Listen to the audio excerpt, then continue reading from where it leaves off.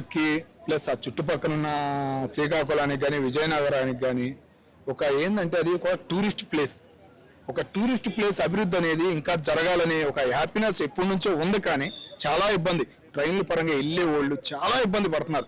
హైదరాబాద్ నుంచి వైజాగ్ వెళ్ళాలంటే ట్రైన్లో నరకం చూసి ఎంతెంతో పెద్దవాళ్ళని ఏది ఏసీ బోగీలు పెట్టినా ఎంతెంతో రిజర్వేషన్ బోగీలు పెట్టినా ఆ హ్యాపీనెస్ అనేది కనపడాల. ఓకేనా, ఇప్పుడు ఈ భోగాపురం ఎయిర్పోర్ట్ తో ఆ హ్యాపీనెస్ టూరిస్టులకి వైజాగ్కి ఒక రాయపడింది అన్న ఫీలింగ్ అయితే కలిగింది. ఓకేనా, ఆదాయానికి ఆంధ్రాకి ఒక ఆదాయం అనేది మొదలయ్యింది భోగాపురంలో. ఓకేనా, జగన్మోహన్ రెడ్డి గారు ఎప్పుడు ఏదో రాయేశారు ఏదో చేశాను అదే అన్నారు. కానీ ఇక్కడ పల్లెటూర్ల మధ్య భోగాపురంలో ఎయిర్పోర్ట్ ఎందుకు, ఏం ప్రయోజనం అని జగన్మోహన్ రెడ్డి గారు ఒక పల్లెటూరులో అక్కడికి వెళ్ళినప్పుడు అన్న మాటలు కూడా నేను విన్నాను. ఓకేనా, కాబట్టి పూర్తిగా తెలియదు కాబట్టి జగన్మోహన్ రెడ్డి గారు ఆ రోజు అట్లా అన్నారు అన్న ఫీలింగ్ అయితే ఈ రోజు కలిగింది. ఓకేనా, ముఖ్యంగా ఏంటంటే ఒక్కటి బాగా వేస్తుంది, పవన్ కళ్యాణ్ గారు ఎందుకు వెళ్ళట్లేదు అటు సైడ్. వైజాగ్ లో పవన్ కళ్యాణ్ ఉన్న ఫ్యాన్స్ కానీ గాజువాక మొదలు పెడితే చాలా మంది అభిమానులు ఉంటారు. కానీ ఇట్లాంటి ప్రోగ్రామ్స్ కూడా ఆయన వెళ్ళడం లేదనే బాధ మాకు కనిపిస్తుంది. అదేవిధంగా ఇప్పుడు ఏవిఎస్ మినిస్టర్ రామ్మోహన్ నాయుడు గారు దాంట్లో ఫ్లైట్ లో దిగడం అయితే జరిగింది. అది చూడడానికి కూడా చాలా బాగుంది. కేంద్ర మంత్రి గారయ్యా, కేంద్ర మంత్రి రామానాయుడు గారు మరి విమానయాన శాఖ మంత్రి, ఆయన అడుగులోనే ఈ 2 సంవత్సరాల్లో దాని పనులు మొదలైన ప్రమాణ స్వీకారం చేసిన కాడి నుంచి పనులు మొదలైన ఈ రోజుకి పూర్తి చేసి మనకు ముందు చూపించారంటే చంద్రబాబు నాయుడు గారి చేత హ్యాపీనెస్. జగన్మోహన్ రెడ్డి వ్యాఖ్యానాలకు వ్యతిరేకంగా ఈ ప్రభుత్వం చేయి చూపెట్టింది కదా, దీనిపై మీ స్పందించాలి. జగన్మోహన్ రెడ్డి గారు కూడా వేశారు, ఒక రాయి వేశారని మొత్తాన్ని మర్చిపోతున్నారు కదన్నా. మేము బాధపడేది కూడా అదే. ఆ ప్రతిపక్షంగా రా, అసెంబ్లీకి రా, నువ్వు చేసినవి ఉండే, వాళ్ళు ఇచ్చిన హామీలు ఉండే, ఆ ఎన్ని సూపర్ 6 ఉంది ఏది, మన 20 లక్షల ఉద్యోగాలు అన్నారు, 2 సంవత్సరాలు అయిపోతుంది ఏది. అడగాలి, నువ్వు అడగట్లేదనే మా బాధ. ట్విట్టర్లో స్పందించి అంతమటికి హ్యాపీ. కానీ ఇంకా అసెంబ్లీకి రావాలి, మనం జీతం తీసుకుంటున్నప్పుడు బాధ్యతగా చెయ్యాలి ఉద్యోగం, లేదంటే రాజీనామా చేయి ఏందనేది చూద్దాం. కొత్త రాజకీయం మొదలవుతుంది కదన్నా. నువ్వు జీతం తీసుకుని ఇట్లా ఎమ్మెల్యేగా ఉండిపోవడం, అసెంబ్లీకి రాకపోవడం చాలా మందికి బాధ వేసిద్ది. రాజీనామా చేయి, ఇంకేమైనా కొత్త రాజకీయం మొదలవుద్దామో చూద్దాం కదా, అది కూడా ఇంట్రెస్ట్ గా జనం. కాబట్టి జగన్మోహన్ రెడ్డి గారు బయటికి రావాలి, మిగతా 10 మంది ఎమ్మెల్యేలు మాట్లాడాలి. జగన్మోహన్ రెడ్డి గారు ట్విట్టర్లో పెట్టారు, మిగతా ఎమ్మెల్యేలు ఏం చేస్తున్నారు? మా జగన్మోహన్ రెడ్డి చేశారని ఎవరైనా మాట్లాడుతున్నారా? ఒక్క ఎమ్మెల్యే వచ్చి మాట్లాడుతున్నారా?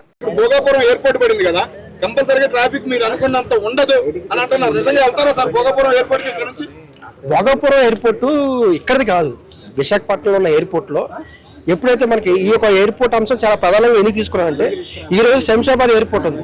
ఈ శంషాబాద్ ఎయిర్పోర్ట్ అంతకుముందు పటాన్చెరులో పెట్టాల్సిన ఎయిర్పోర్ట్ ఇది, కానీ ఇక్కడ పెట్టారు. ఎందుకంటే ఒక ఇండస్ట్రియల్ ఏరియాలో పారిశ్రామికంగా ఒక రాష్ట్రం డెవలప్ అవ్వాలంటే ఎయిర్పోర్ట్లో అత్యవసరం. వాళ్ళకి మేనేజ్మెంట్లు వెళ్ళేటప్పుడు కానీ లేకపోతే ఇతర రాష్ట్రాలకి ప్రొడక్షన్ పంపించేటప్పుడు కార్గో ఫ్లైట్స్ కానీ ఇవన్నీ కూడా అర్జెంటుగా వెళ్ళాల్సినవి ఉంటాయి. సో మనకి ఇక్కడ కూడా శంషాబాద్ ఎయిర్పోర్ట్ క్లిక్ అవ్వడానికి కూడా కారణం ఏంటంటే కార్గో అంటే ఇక్కడ పారిశ్రామికంగా ఏవైతే ఎక్స్పోర్ట్స్ ఇన్స్పోర్ట్స్ ఉంటాయో వాటి బేస్ మీద అయ్యింది. సో ఈ భోగాపురం ఎయిర్పోర్ట్ కూడా ఎక్కడ పెట్టాలి? First Achyutapuram, Visakhapatnam industrial area ఏదైతే ఉందో అక్కడ అచితాపురం ప్లాన్ చేశారు. కానీ అక్కడ మొత్తం రియలైజ్ చేసి దాన్ని అక్కడ షిఫ్ట్ చేశారు భోగాపురం. ఆ తర్వాత జగన్మోహన్ రెడ్డి గారు వచ్చారు, కొంత స్లో అయింది, తర్వాత మళ్ళీ పాస్ అయింది. కానీ క్రెడిట్ మొత్తం కూడా వన్ సైడ్ చంద్రబాబు నాయుడు అంటే కాదు, జగన్మోహన్ రెడ్డి గారు కూడా ల్యాండ్ పూలింగ్లో 960 కోట్లు ఇచ్చారండి. సెంట్రల్ గవర్నమెంట్ నుంచి కూడా పర్మిషన్ తీసుకొచ్చారు. కానీ క్రెడిట్ మొత్తం వన్ సైడ్ అనేది రాంగ్. సో ఆ గవర్నమెంట్లో కూడా చేశారు. జగన్మోహన్ రెడ్డి గారి యొక్క ఐడియాలజీ సంక్షేమం ఎక్కువ, అభివృద్ధి తక్కువ. జగన్మోహన్ రెడ్డి గారు ఇది వేస్ట్, భోగాపురానికి ఎయిర్పోర్ట్ ఎందుకన్న వీడియో కూడా హైలైట్ చేస్తున్నారు. దాని గురించి చూశాను, నేను కూడా అది చూశాను.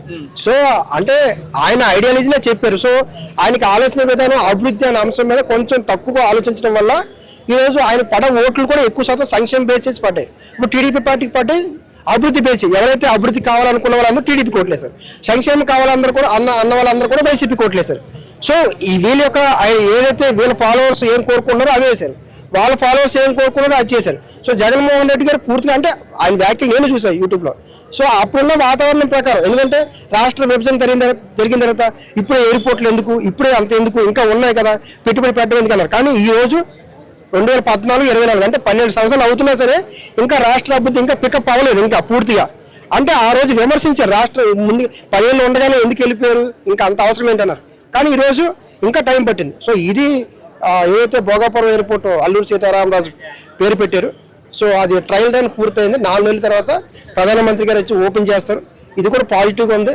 అంటే రేపు కూటమి ప్రభుత్వం చెప్పుకోవడానికంటే లాంగ్ టర్మ్ అన్ని ఇప్పుడు అమరావతి పోలవరం ఇవన్నీ లాంగ్ టర్మ్, షార్ట్ టర్మ్లో కూడా మనం అభివృద్ధి చేస్తామని చూపించాలి కాబట్టి ఇది చూపించారు. కూటమి ప్రభుత్వం దీని మీద దృష్టి పెట్టింది, వైసీపీ పార్టీ కూడా చేసింది.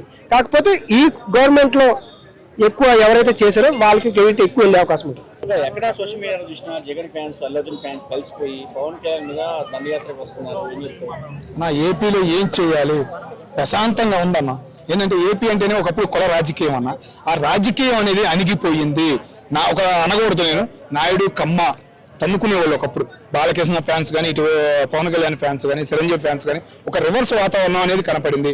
కానీ ఈ రోజు పవన్ కళ్యాణ్ దగ్గర నుంచి మొదలుపెట్టి సినీ ఫీల్డ్, సినీ వాళ్ళందరూ వెంకటేష్ కాడ చిరంజీవి గారితో కలిసి నటిస్తున్నారు. ఒక కలిగిన వాతావరణం, ఒక ఉత్సోదయం అంటారు చూసావా, అట్లాంటి చక్కని వాతావరణం ఆంధ్ర రాష్ట్రంలో ఉంది. అట్లాంటి రాష్ట్రంలో పుల్లలు పెట్టాలి, అల్లాల్లో చెయ్యాలి అని చెప్పేసి అల్లు అర్జున్ గారిని మధ్యలోకి లాగుతున్నారు. ఆయన ఏం చేసిన పొరపాటు ఏంటంటే, మన పిఠాపురంలో వాళ్ళ ఫ్రెండ్ ఇంటికి ఏదో ప్రోగ్రామ్ మీదకి వచ్చాడు. ఆయన కాంగ్రెస్ వైసీపీ పార్టీ నేత అనుకుంటా. ఆ రోజు ఏదో కామన్గా వచ్చారులో ప్రేక్షకులను బయటకు వచ్చి అన్నాడు అని చెప్పేసి ఆయన ఏందో వైసీపీకి సపోర్ట్ చేసేసాడు. పవన్ కళ్యాణ్కి రివర్స్ అయిపోయాడని ఎన్ని వీడియోలు చేశారో తెలుసన్నప్పుడు అరే ఏం చేయాలనుకున్నారు ఏందో ఆ తొక్కుడు అనేది పాపం ఆయన మైండ్ లో పడింది. అల్లు అర్జున్ గారు పుష్ప 2 అప్పుడు కూడా నలిగిపోయాడు మనిషి. ఓకేనా, సినిమాకి ఎందుకు వెళ్ళాను నైట్ షోకి అని బాధపడ్డాడు. ఇటు కేంద్ర ఈ తెలంగాణ రాష్ట్ర గవర్నమెంట్ కూడా స్పందించింది, కానీ కొద్దిగా ఒక రకమైన బాధ అనేది ఆయనలో పడింది. ఇంకా ఆయన్ని బయటికి లాగాలి, ఆయన ఫ్యాన్స్ ని చెడగొట్టాలి అనే ఫీలింగ్ లో పోతున్నారన్న మన మహానేతలు. వాళ్ళ మహానేతలే అనాలి, ఓకేనా, ఇలా చేసే వాళ్ళని వైసీపీ వాళ్ళని అనకూడదు, మహానేతలు అనాలి. అట్లాంటి పనికి మాలిన వాళ్ళు ఎన్ని చేసినా, ఎన్ని చెడగొట్టాలని చూసినా, ఓకేనా, సినీ ఫీల్డ్ అనేది ఇప్పుడు ఒక ఫ్యామిలీ అయిపోయిందయ్యా. వాళ్ళని రాజకీయాల్లోకి లాగినా గానీ రాజకీయం కూడా ఒక ఫ్యామిలీ ఉంది. ఒక కూటమి అంటే ఏంటో తెలుసా, కేంద్రంతో కలిసిన కూటమి అది. పవన్ కళ్యాణ్ గారు హ్యాండ్ ఓవర్ లో ఉన్న కూటమి అది. అల్లు అర్జున్ ఫ్యాన్స్ అంటున్నారు అన్నా, నేను గెలుస్తావు 175 సీట్లు పోటీ చేస్తావు దమ్ముందని అడుగుతున్నారు. చేయాల్సిన అవసరం లేదన్నా, ఓకేనా, చేయాల్సిన అవసరం లేదు. పవన్ కళ్యాణ్ గారి ద్వారా మాకు కావాల్సిన సినిమాలు కావాలి, ఎన్ని సీట్లు ఇస్తే అన్నే చేస్తారు. చంద్రబాబు నాయుడు గారు ఎలా చెబితే అలా మా పవన్ కళ్యాణ్ గారు నడుచుకుంటారు. ఓకేనా, ఇంకొక ఉదాహరణ చెబుతున్నా నీకు. పక్కన ఒక సింహం ఉంది, కాంగ్రెస్ పార్టీ సింహం ఉంది, నాదెళ్ల మనోహర్ గారు. ప్రతి ఒక్కటి పట్టించుకుంటారు. రాజకీయంగా పవన్ కళ్యాణ్ గారిని ఆయన పైకి తెస్తాడు. ఆయన్ని దాటి పవన్ కళ్యాణ్ గారు ఎటువంటి నిర్ణయాలు తీసుకోరు. ఓకేనా, ఒక రాజకీయం అనేది నడవబోతుంది. ఒక ఉదాహరణ, పవన్ కళ్యాణ్ గారు అంటే ఒకప్పుడు ఆయన చెప్పినట్టే సినిమాలు తీయాలి, డైరెక్టర్లు కానీ ఎవరైనా కానీ అనే ఫీలింగ్ అనేది ఉండేది. కానీ ఓజీ సినిమాతో పోయింది. ఒక డైరెక్టర్, ఒక నిర్మాత చెప్పినట్టు పవన్ కళ్యాణ్ గారు ఇని సినిమా తీశారు. ఓజీ నిదర్శనం. అది కూడా అట్లాగే రాజకీయం అనేది కూడా పెద్దవాళ్ళ దగ్గర నేర్చుకుంటున్నాడు. మన రాష్ట్రాన్ని ముందుకు నడపాల్సిన ఒక గుండెకాయలాగా రాజకీయంలో ఉండి ఒక ఉదాహరణగా ఒక పైకి తేవాలి ఆంధ్ర రాష్ట్రాన్ని. మన హిందూ విజయాన్ని నలిపేస్తున్నారు మిగతా దేశాల్లో కానీ రాష్ట్రాల్లో కానీ, వాళ్ళని నలిగిపోకుండా ఉండాలి. ఒక మహా రుద్రమాల అనేది ధరించారు. ఆ రుద్రమాలకు ఉదాహరణ ఏంటంటే, కొండగట్టు ఆంజనేయ స్వామికి మొన్న రీసెంట్ గా టీటీడీ నుంచి 35 కోట్లు ఇప్పించి ఒక మాఫీ అనేది ఒక ఆదరణ అనేది, ఒక రుణం అనేది మొదలయ్యేటట్టు చేశాడు. ఒక రథయాత్ర అనేది మొదలవుతుంది కూటమి ప్రభుత్వానికి. 15 సంవత్సరాలు మాకు దిగులు లేదు.